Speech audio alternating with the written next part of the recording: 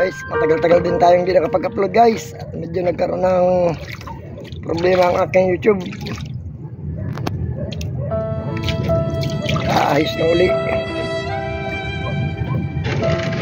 Gandang hapon po sa inyo guys. Shoutout po dyan sa mga kong vlogger. At sa mga taga OFW dyan, shoutout po. Mga taga Batangas. At sa ibang lugar din po, shoutout po sa inyo.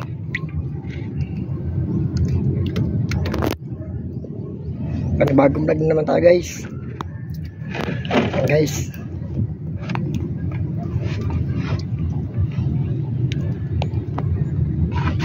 Ano na yung papa niya? Magandang hapon sa inyo guys. Kasama ko sa guys, Elijah Liit. Nandito kami ngayon sa gitna ng dagat. Ayan guys, napakaganda ng ng araw. Sarap.